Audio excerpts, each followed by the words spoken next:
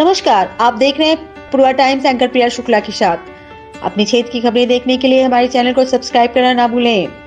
आगामी होने वाले लोकसभा चुनाव को देखते हुए पार्टी के भावी प्रत्याशियों में टिकट लेने की होड़ मची हुई है।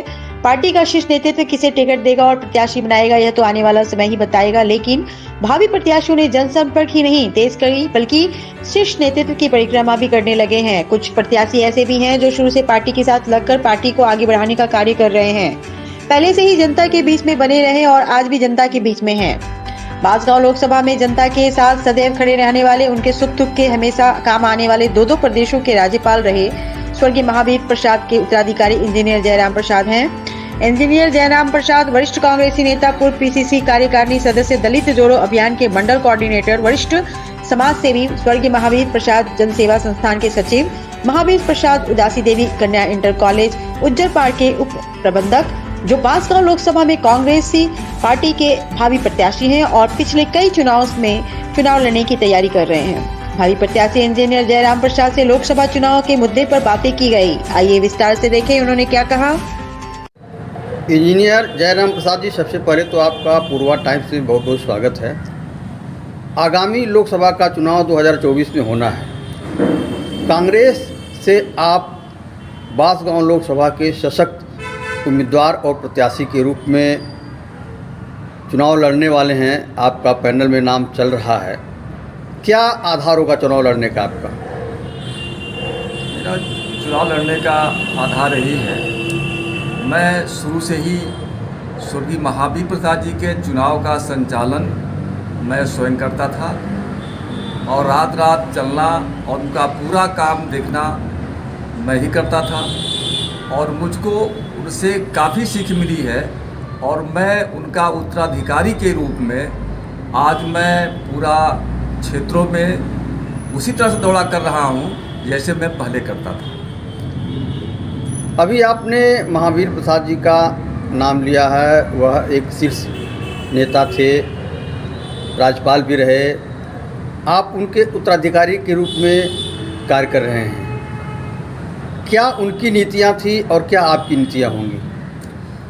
उनकी नीति यही थी कि पूर्वांचल का विकास कैसे किया जाए और विकास के नाम पे पूर्वांचल में ही काफ़ी उन्होंने काम किया। जैसे सजनवा से दोहरी घाट रेलवे लाइन, धुरियापार चीनी मिल और इसके अतिरिक्त जितने भी सड़कें, रोड का काम उन्होंने कराया। आज मुझको सब उनकी लिखी हुई चीज़ें मेरे पास है और जो भी उन्होंने काम कराया है वो सब मैं उसी रूप में काम कर रहा हूँ और उनके ही बताए हुए रास्ते से मैं चल रहा हूँ। शुरू से आप महावीर प्रसाद जी के साथ रहे, उनके उत्तराधिकारी के रूप में कार्य कर रहे हैं। उनके चुनाव का आप संचालन किए। जनता के बीच में आप पहले भी थे, अब भी हैं। क्या चाह रही जनता? जनता चाह रही है कि इधर जो है भाजपा से इतने लोग ऊब चुके हुए हैं कि कोई काम नहीं है। हर आदमी चाहता है कि ये बदला जाए और जिस तरह से मैं क्षेत्रों के बीच में लगा हूँ, सबके सुख दुख में जाता हूँ और उनके भावनाओं के रूप में चल रहा हूँ और सबकी निगाहें यही है कि मतलब जब तक यहाँ पर कोई सशक्त उम्मीदवार नहीं आएगा तब तक देश का विकास नहीं होगा और मैं उसी रास्ते पे चल रहा हूँ। अभी आपने कहा कि आप जनता के बीच में लगातार बने हुए हैं पिछले कई वर्षों से। क्या जनता का आशीर्वाद, जनता का समर्थन, जनता का सहयोग आपके साथ, चूँकि क्षेत्र में मैं गया भी हूँ और देखा भी हूँ, तो आपके नाम की चर्चा काफ़ी हो रही है क्षेत्र में। इस पर आपका क्या कहना है?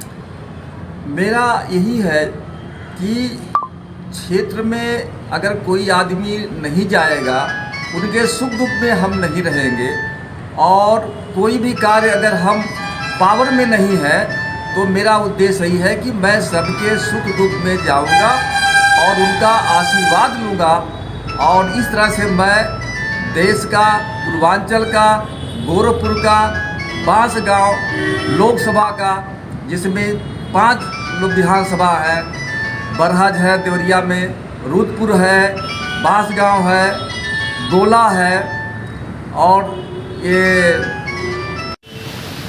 जयराम प्रसाद जी, आपके जो अभी लोकसभा की आप बात कर रहे थे, बांसगांव विधानसभा लोकसभा की, तो इसमें कौन कौन से विधानसभा आ रहे हैं? बांसगांव लोकसभा में एक तो बांसगांव विधानसभा है, और दूसरा चिल्लूपार है, और तीसरा चौरी चौरा है, और देवरिया का 2 तहसील ही विधानसभा हो गई है, बरहज विधानसभा और रुद्रपुर विधानसभा। जनता के बीच में आप लगातार बने हुए हैं। पिछले 5 सालों से देखा जाए तो जनता के सुख में, जनता के दुख में आप निरंतर उनके साथ खड़े हैं। ऐसे में कांग्रेस पार्टी आपको टिकट देती है, देती क्या है, मतलब एक सशक्त उम्मीदवार के तौर पे आप इस समय अपना दावेदारी पेश किए हुए हैं। क्या जनाधार होगा आपके पास? मेरे पास जनाधार यही है कि चूँकि मैं नया नहीं हूँ, मैं शुरू से ही पूरे 5 विधानसभा में दौरा किया हूँ, और सभी लोग मेरे बारे में सब जानते हैं कि ये काफ़ी दौड़ते हैं, और मैं पूरा सीख हमारे मंत्री जी से, श्री महावीर प्रसाद जी से मिला हुआ है।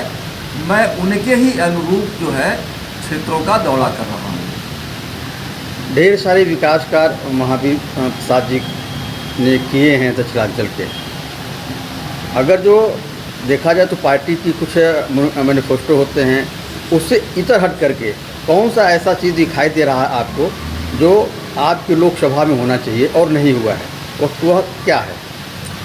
और यहाँ पर हमारे लोकसभा में एक तो यहाँ पर रोज़गार के लिए कोई फैक्ट्रियाँ नहीं है, और मंत्री जी उन्होंने धुरियापार चीनी मिल बनवाया था ताकि पूर्वांचल के लोगों का विकास हो, और उसी के अनुरूप मैं भी चल रहा हूँ कि जो चीज़ उनकी बनाई हुई चीज़ें थी, जो उन्होंने छोड़ा है, उसकी पूर्ति कैसे किया जाए।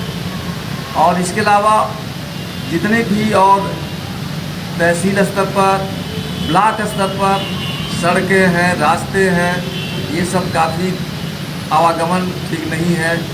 लोग खाली जो है मेन रोड ही पे दौड़ते हैं। गाँव पर जाने के लिए मैं तो एक एक गाँव में गया हूँ, एक एक बस्ती वहाँ है जहाँ पर जाने के लिए रास्ते तक नहीं है। तो मैं इसको जो है अगर सप्ताह में आए तो मैं इसका पूर्वांचल में जो भी चीज़ें संभव है मैं कराऊँगा, और हमारी पार्टी का जो भी रहेगा मैनिफेस्टो उसके अनुरूप मैं काम करूँगा। जयराम प्रसाद जी, एक सवाल और, आधार और जनाधार ये दोनों एक नेता के लिए ज़रूरी होते हैं। दोनों आपके पास है, जनता जनार्दन आपके साथ है और जनबल भी आपके साथ है। ऐसे में यदि आप को देखा जाए तो तमाम स्वयंसेवी संस्थाओं से जुड़े भी हुए हैं, वरिष्ठ समाज सेवी भी हैं, कार्य भी कर रहे हैं, महावीर प्रसाद जी के पद चिन्हों पर चलने का प्रयास भी कर रहे हैं, संकल्प भी ले चुके हैं। तो कहीं न कहीं महावीर प्रसाद जी का जो एक सपना था दक्षिणांचल को लेकर के, वह कहीं न कहीं देखा जाए तो अधूरा रह गया है। इसके लिए आप क्या करेंगे?